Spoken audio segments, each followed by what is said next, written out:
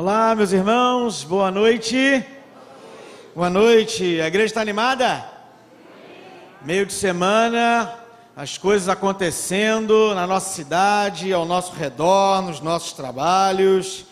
E como eu sempre falo, é uma alegria poder chegar ao meio de semana glorificando ao nome do Senhor, cultuando, falando com Ele, ouvindo qual o desejo dEle para as nossas vidas. Então é motivo de alegria estarmos aqui, ok? Motivo de alegria, amém? Bastante alegria diante do Senhor. Abra suas Bíblias em Atos, capítulo 27. Atos, capítulo 27. Nós vamos ler todo o capítulo. É um capítulo fantástico. Eu vou tentar fazer uma encenação nele aqui, porque é de uma riqueza de detalhes, é de uma riqueza de nuances. Então eu acho que eu vou tentar aqui interpretar. O pessoal da equipe de teatro, tem alguém da equipe de teatro hoje aí? Não? Não, né? Que bom. Fico muito feliz com isso. Diz assim a palavra do Senhor: quando ficou resolvido que devíamos embarcar para a Itália, então entregaram Paulo e os outros presos a Júlio, um oficial romano que era do batalhão chamado Batalhão do Imperador. Nós embarcamos no navio da cidade de Adramítio, que estava pronto para navegar para os portos da província da Ásia. E assim começamos a viagem. Aristarco, um macedônio da cidade de Tessalônica, estava conosco. No dia seguinte, chegamos ao porto de Sidom. Júlio tratava Paulo com bondade e lhe deu licença para ir ver os seus amigos e receber deles o que precisava. Depois de sairmos de Sidom, navegamos ao norte da ilha de Chipre, a fim de evitar os ventos que estavam soprando contra nós. A partir de agora, eu queria que você utilizasse a sua criatividade, a sua mente e imaginasse tudo aquilo que a gente vai ouvir agora, ok? Atravessando o mar, em frente ao litoral da região da Cilícia e província da Panfilha, e chegamos a Mirra, uma cidade da província de Lícia. Ali, o oficial romano encontrou um navio da cidade de Alexandria, que ia para a Itália, e nos fez embarcar nele. Navegamos bem devagar vários dias, e com grande dificuldade chegamos em frente da cidade de Quinido. Como o vento não nos deixava continuar naquela direção, passamos pelo cabo da Salmona, na ilha de Creta, e seguimos pelo lado sul daquela ilha, o qual é protegido pelos ventos. Assim, fomos navegando bem perto do litoral, e ainda com dificuldade chegamos a um lugar chamado Bons Portos, perto da cidade de Lazéia. Ficamos ali muito tempo e tornou-se perigoso continuar a viagem, porque o inverno estava chegando. Então Paulo avisou: homens, estou vendo que daqui para diante a nossa viagem será perigosa. Haverá grandes prejuízos, se não somente com o navio e com a sua carga, mas também haverá perda de vida. Mas o oficial romano tinha mais confiança no capitão e no dono do navio do que em Paulo. O porto não era bom para passar o inverno, por isso a maioria achava que deveriam sair dali e tentar chegar a Fênix. Essa cidade é um porto de Creta que tem um lado para sudoeste e o outro para o noroeste, e eles achavam que poderiam passar o inverno nessa região. Começou a soprar um vento sul e um vento muito fraco, e por isso eles pensavam que poderiam fazer o que tinham planejado. Eles desejaram fazer o que tinham planejado, ok? Levantamos âncora e fomos navegando o mais perto possível do litoral de Creta. Mas de repente, um vento muito forte, chamado Nordeste, veio da ilha e arrastou o navio de tal maneira que não pudemos fazer com que ele seguisse na direção certa. Por isso, desistimos e deixamos que o vento nos levasse. Para escaparmos do vento, passamos ao sul de uma pequena ilha chamada Cauda. Ali, com muita dificuldade, conseguimos recolher o bote do navio. Os botes iam pelo lado de fora, ok? Dos barcos. Desse barco, na verdade. Os marinheiros levantaram o bote para dentro do navio e amarraram o casco do navio com cordas grossas. Estavam com medo de que o navio fosse arrastado para um banco de areia que ficam perto do litoral da Líbia. Então desceram as velas e deixaram que o barco fosse levado pelo vento. E a terrível tempestade continuou. No dia seguinte, começaram a jogar a carga no mar. E no outro dia, os marinheiros com as próprias mãos jogavam no mar uma parte do equipamento do navio. Durante muitos dias, não pudemos ver o sol nem as estrelas, e o vento continuava soprando forte. E finalmente, perdemos toda a esperança de nos salvarmos. Fazia muito tempo que eles não comiam nada. Então Paulo ficou de pé no meio deles e disse: homens, vocês deviam ter dado atenção ao que eu disse de ter ficado em Creta, e assim não teríamos tido toda essa perda e esse prejuízo. Mas agora, peço que tenham coragem, ninguém vai morrer, vamos perder somente o navio.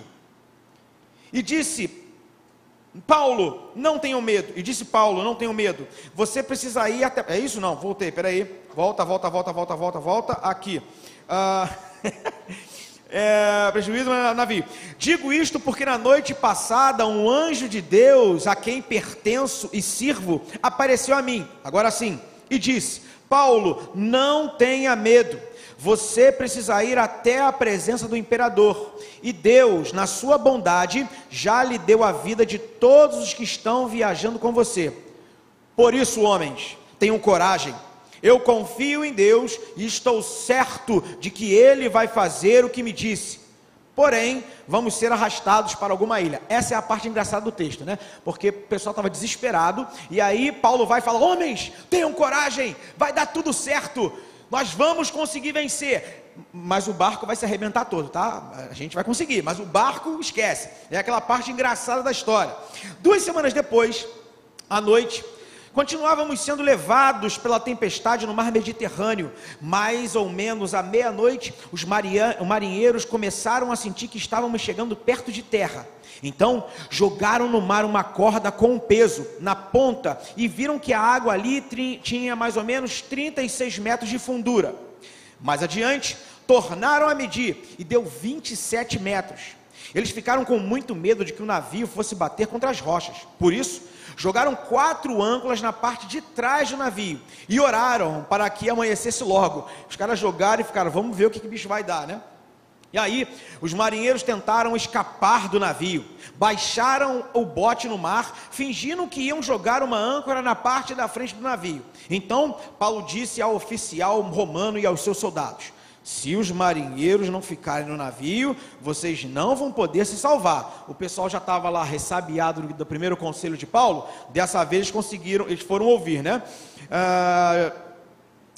Se os marinheiros ficarem no navio, não. E aí os soldados cortaram as cordas que prendiam o bote e largaram no mar.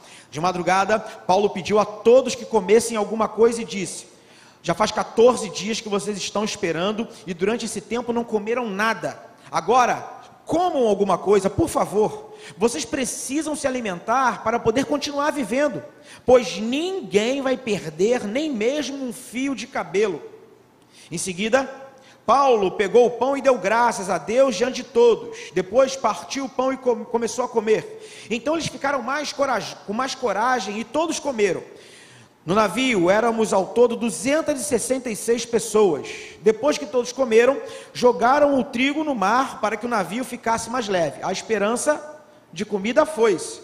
Quando amanheceu, os marinheiros não reconheceram a terra, mas viram uma baía onde havia uma praia. Então resolveram fazer o possível para encalhar o navio lá. Eles cortaram as cordas das âncoras e as largaram no mar e desamarraram os lemes. Em seguida, suspenderam a vela do lado dianteiro para que pudessem seguir na direção da praia. Mas o navio bateu num banco de areia e ficou encalhado, e a parte da frente ficou presa, e a parte de trás começou a ser arrebentada pelas ondas. Os soldados combinaram matar todos os prisioneiros, para que nenhum pudesse chegar à praia e fugir, porque os soldados tinham que dar conta desses caras, né? Então era melhor matá-los do que eles serem soltos. Se fossem soltos, eles dariam contas com a sua própria vida. Então decidiram matar todo mundo. Mas o oficial romano queria salvar Paulo e não deixou que fizessem isso. Pelo contrário, mandou que todos os que soubessem nadar fossem os primeiros a se jogar na água e a nadar até a praia. mandou também que os outros se salvassem, segurando-se em tábuas e em pedaços de navio. E foi assim que todos nós chegamos à terra sãos e salvos. Cara, isso aqui a cabeça viaja, né? A gente começa a ler o texto, a gente vai vendo as nuances, parece um filme de aventura, de suspense, em que as tramas vão acontecendo, tudo vai se entrelaçando, e se jogam num barco, o outro tenta fugir. Mas essa é uma história que é contada na terceira pessoa do plural. Significa que quem escreveu essa história estava ali fazendo parte. Quem escreveu esse trecho estava lá, vivenciando tudo aquilo. E é por isso que o tema dessa mensagem se chama Essa é a Minha História. Mas pode ser a sua história também. Hoje, no momento em que estávamos aqui orando, muitos chegaram aqui à frente, clamando a Deus, talvez colocando diante do Senhor toda a sua aflição, toda a sua angústia, por dificuldades que às vezes a vida impõe, por dificuldades que às vezes nós nos impomos. Mas a pergunta que eu preciso fazer para você nessa noite é: como seria contada a história da sua vida? Como você contaria a história da sua vida? Mas qual é o resultado que você espera alcançar no final da sua história? Porque isso para nós é o que mais importa. Muito mais do que contar toda uma história, poder chegar no final dela e ter algo diferente para contar. E essa é a pergunta que nós fazemos nessa noite. Eu quero orar com você antes de começar a desenvolver o texto. Pode abaixar suas cabeças, vamos falar com Deus. Senhor, entramos na Tua presença mais uma vez. Me usa conforme Tu queres. Fala ao meu coração constantemente. Mas pela Tua misericórdia, me usa como instrumento nas Tuas mãos para abençoar a vida dos meus irmãos nessa noite. Te agradecemos em nome de Jesus. Amém. Meus irmãos, independente da sua história, independente de como você chegou aqui nessa noite, independente daquilo que você trouxe como bagagem de sua vida, como bagagem da sua história, saiba que apesar das dificuldades, Deus garante que algumas coisas não iriam nos afetar. Mas para tal seria necessário que nós confiássemos naquilo que Ele afirma. Essa história que nós acabamos de ouvir, ela tem uma coisa que vem atrás, que é o julgamento de Paulo. Paulo foi preso, foi julgado, e no julgamento dele, ele tinha tudo para ser salvo, tudo para ser liberto.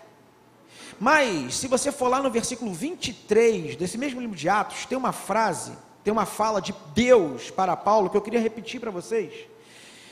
23:11 diz assim: na noite seguinte, o Senhor Jesus apareceu a Paulo e disse: tenha coragem, Paulo, você falou a meu respeito aqui em Jerusalém, e vai falar também em Roma. Paulo, quando estava sendo julgado por aqueles homens, naquela cidade, naquela província, Paulo resolveu clamar por César, e por ser um cidadão romano, ele tinha esse direito. Então, quando ele, mesmo podendo ser liberto, mesmo podendo ter a sua liberdade diante de si, ele optou continuar preso para ir para Roma, para falar com César, porque ele tinha uma visão, ele tinha um objetivo, ele tinha algo que foi dado pelo próprio Deus a ele, algo que ele acreditava. Deus já havia indicado a Paulo que iria acontecer.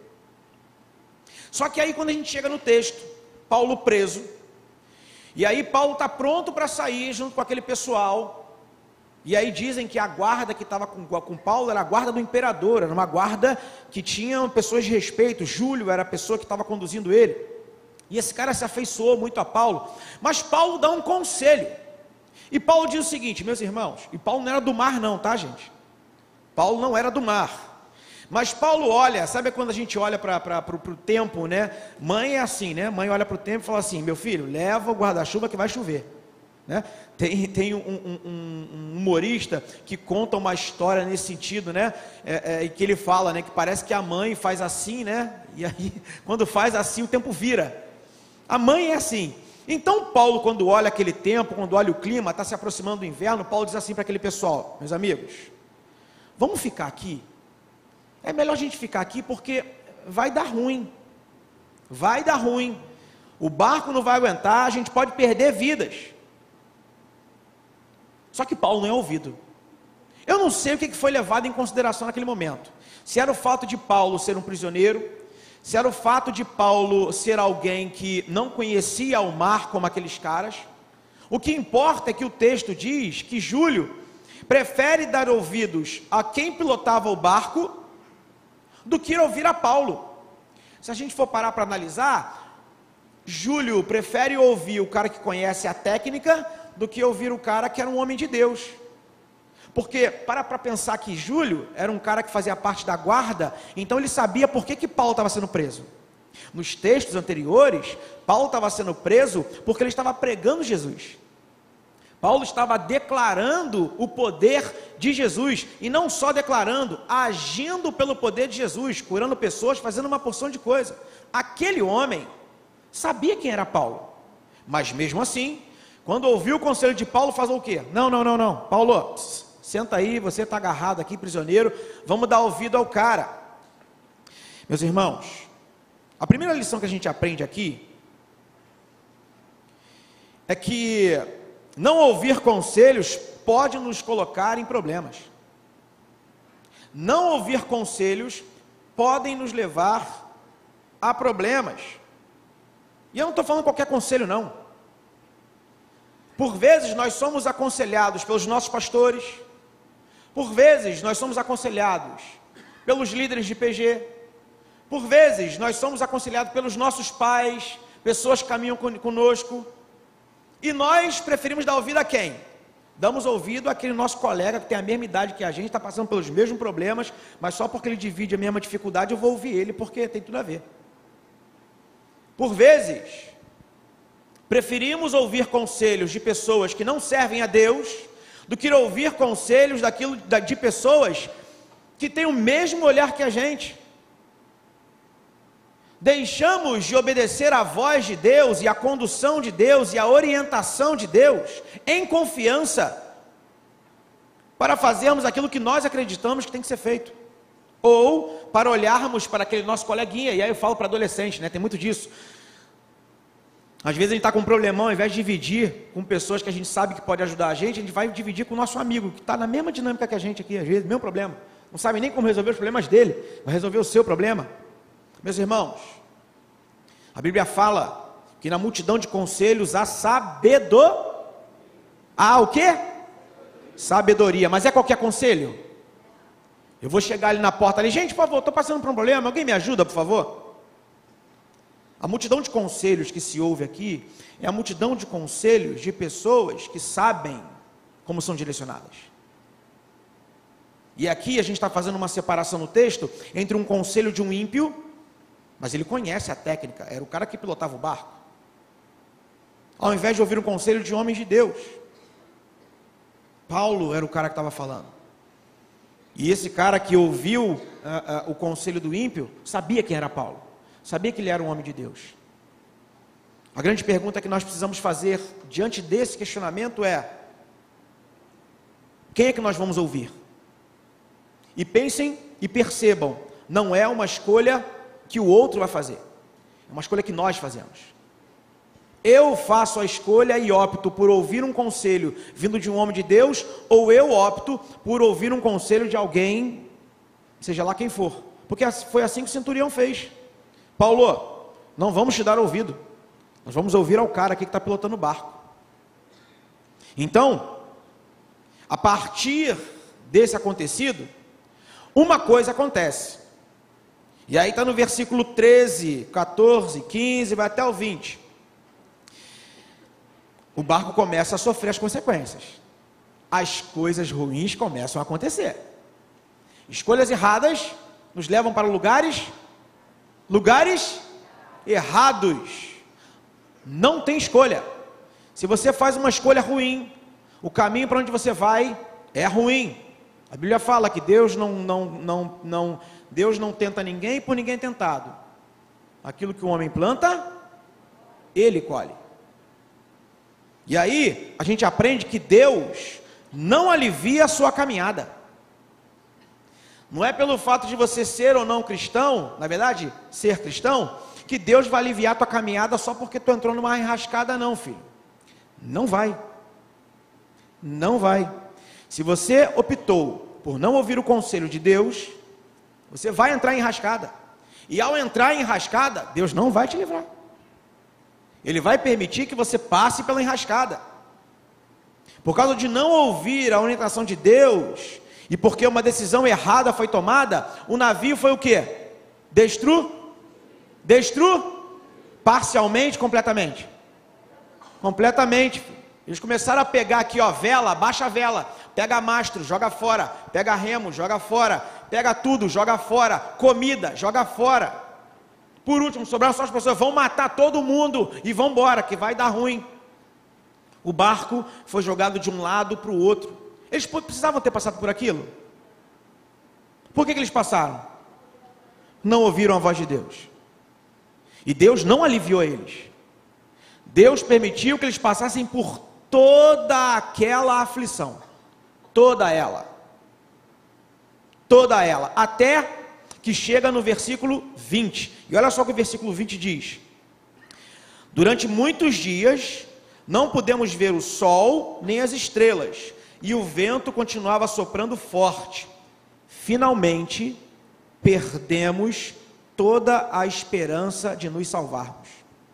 Vão ter momentos, meu irmão, minha irmã, em que você vai fazer escolhas erradas, fato que vai, faz parte da vida.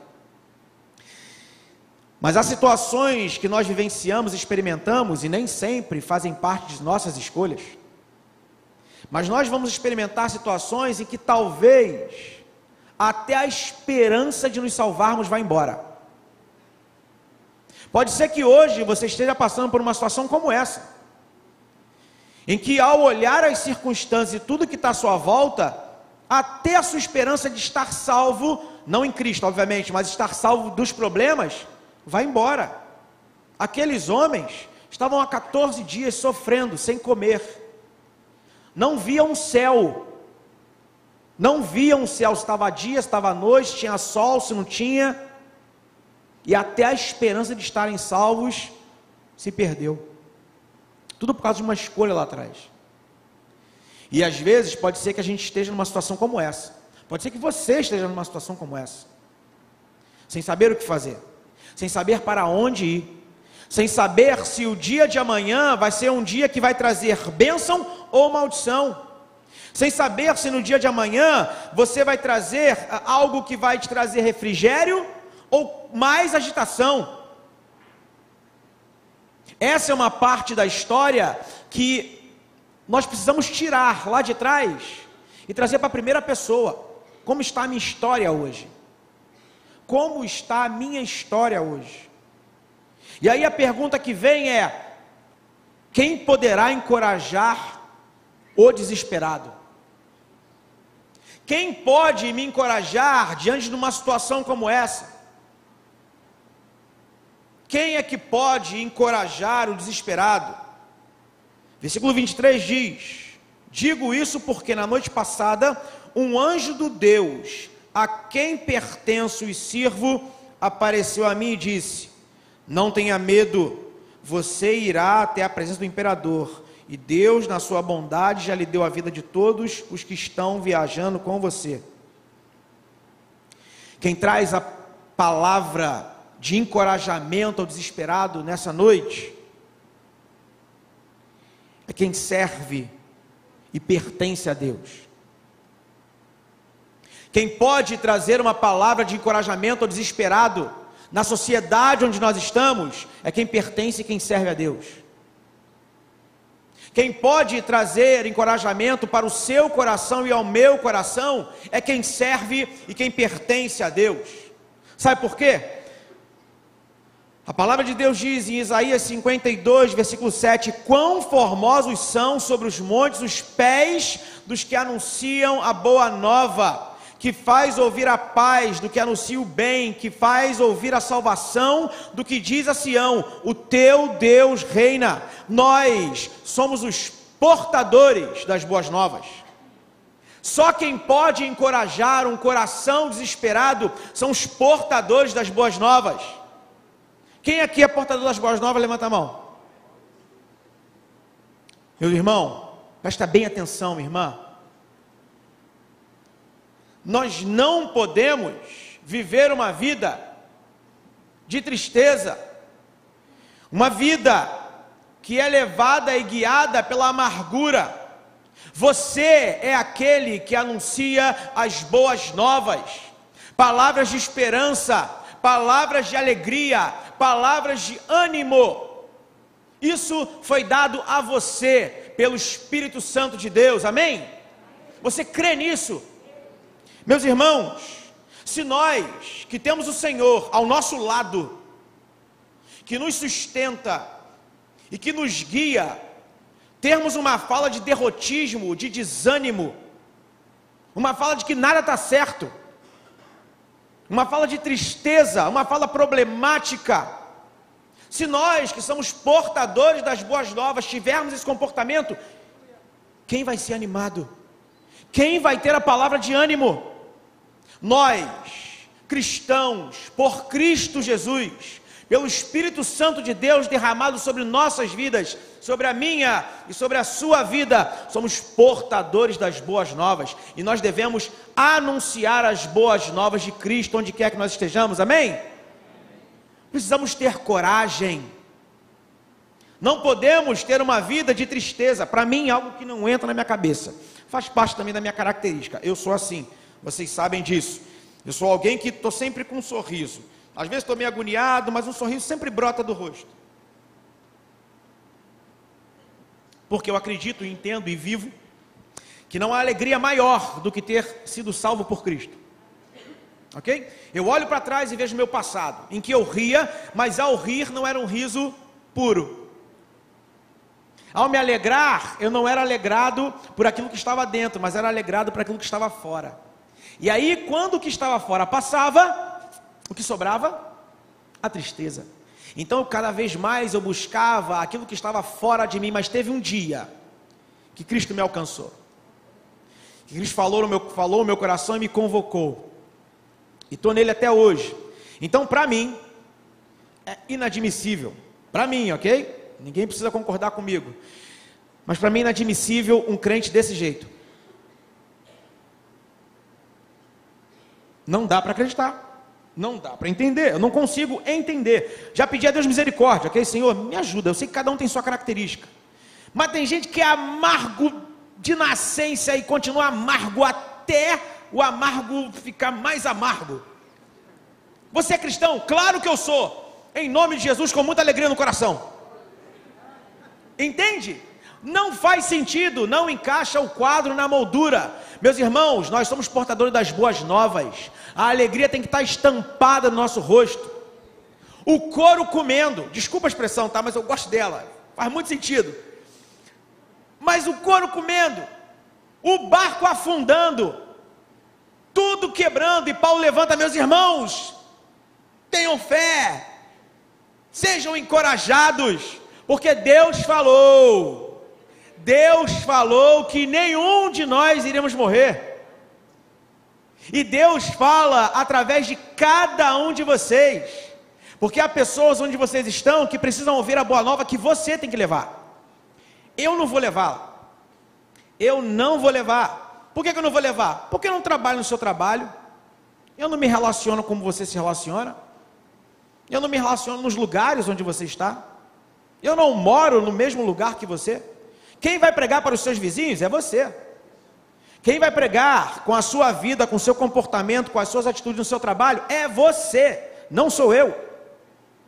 E Cristo quer que cada um de nós anunciemos a boa nova, porque só quem pode encorajar o desesperado, quem é? Eu, porque eu sou portador das boas novas por Cristo Jesus. É por Ele, é através dEle. Quem pode encorajar o desesperado é quem tem a palavra certa. 2 Timóteo, capítulo 4, versículo 17, mas o Senhor esteve ao meu lado e me fortaleceu, para que por mim fosse cumprida a pregação e ouvissem todos os gentios, e fiquei livre da boca do leão. Essa é uma palavra de encorajamento. Alguém que serve ao Senhor, alguém que pertence ao Senhor, é aquele que tem a possibilidade de dar a palavra certa nos momentos de aflição. Mas nós precisamos assumir esse papel. Paulo poderia ter ficado calado. Paulo poderia ter deixado o barco correr. A certeza tinha sido dada para ele. Paulo sabia que ele ia para Roma. Ele sabia que ele ia para Roma. Cristo falou com ele em sonho. Imagina que maravilha, né? Cristo vinha em sonho e falou assim: é isso aqui, filho, fica calmo. Às vezes a gente precisa disso, né? Mas Paulo teve. Paulo tinha certeza. Paulo era só entrar naquele barco e ficar quietinho. Ele ia chegar em Roma. Como a gente não sabe. Mas pela providência de Deus, toda essa confusão, e aí a prova de que Deus às vezes não nos livra dos nossos erros, mas Ele nos sustenta. Paulo não precisava ter falado nada, mas pela coragem, por aquilo que ele era, ele abriu a boca e falou. Muitas vezes você vive coisas no seu presente que são reflexo das escolhas sua ou dos seus. Decisões erradas geram consequências. É inevitável que seja assim. Mas há um Deus que cuida de você nessa caminhada. Há um Deus que cuida de você nessa jornada. Pode ser que ao olhar para o seu lado, olhar para o seu barco, o barco da sua vida, você veja ele todo destruído, todo arrebentado. Pode ser que hoje, ao olhar para a sua história, você tenha essa percepção. Mas saiba que Deus irá te sustentar por todo o percurso. Deus irá te sustentar por todo o processo. Deus irá te sustentar nos momentos bons e nos momentos ruins. Porque Ele é um Deus fiel. É um Deus que está ao nosso lado. É um Deus que nos sustenta. É um Deus que nos conduz. Ele irá nos sustentar até o final. Porque no último versículo desse capítulo, diz o quê? E mandou também os outros se salvassem, segurando tábuas, um pedaço de navio, e foi assim que todos se salvaram, todos chegaram à terra sãos e salvos. Deus estava naquele lugar. Deus estava naquele lugar. Deus está no seu barco? Amém? Você tem certeza disso? Amém? Amém. Você vai ficar triste a partir de hoje? Sim ou não? Vai abrir um sorriso para todo mundo que falar contigo? Para as pessoas poderem perguntar: de que esse cara está rindo? 1h10 da manhã, está rindo de quê? Né? Couro está comendo, mas está rindo, por quê? O que está acontecendo? Porque Deus está no barco, meu irmão. Deus está no barco. Teu barco pode estar arrebentado, encalhado na praia, mas a certeza de que você vai chegar na praia são e salvo, ela é plena, porque Cristo está contigo. João, capítulo 16, versículo 33, diz assim: tenho-vos dito isso, para que em mim tenhas paz no mundo, mas tem de bom, porque com Jesus tudo vai bem. Com Jesus no barco, tudo vai bem. Vamos orar? Senhor, em nome de Jesus, que a alegria do Teu Espírito, que a alegria da salvação em Cristo Jesus, esteja sobre nossos corações, formoseia o nosso rosto, independente das circunstâncias, independente dos nossos barcos, independente das nossas histórias, que a certeza dada pela Tua palavra, pela certeza de que o Senhor caminha conosco, nós tenhamos uma alegria renovadora, porque a Tua alegria habita em nós, e a Tua alegria, ela é a nossa força. E Pai, eu com os meus irmãos viveremos diante de tudo isso, viveremos de acordo com essa palavra, que ao chegarmos em casa, ao entrarmos no ônibus, ao voltarmos para o trabalho no dia de amanhã, tenhamos os nossos rostos felizes e alegres por causa do Teu Espírito que habita em nós, e que nós sejamos os portadores das boas novas, e que nós encorajemos os desanimados. Nos usa, Senhor Deus, como instrumento nas Tuas mãos, para a honra e para a glória do Teu santo nome, que nós oramos e agradecemos o nome que é sobre todo nome, o nome de Jesus Cristo. Amém e amém. Meu irmão, fica de pé aí, fica de pé, dá um sorriso, aquele sorriso largo, isso aí, muito bom, dá um abraço na pessoa que está perto de você aí, dá um abraço gostoso, fala assim: Deus te abençoe. Abre a boca, não fala um Deus te abençoe de qualquer jeito, não, aqui, Deus te abençoe não, fala assim, ó, Deus te abençoe. Isso aí, e que Deus possa abençoar meus irmãos poderosamente, amém? Amém. Podem se assentar.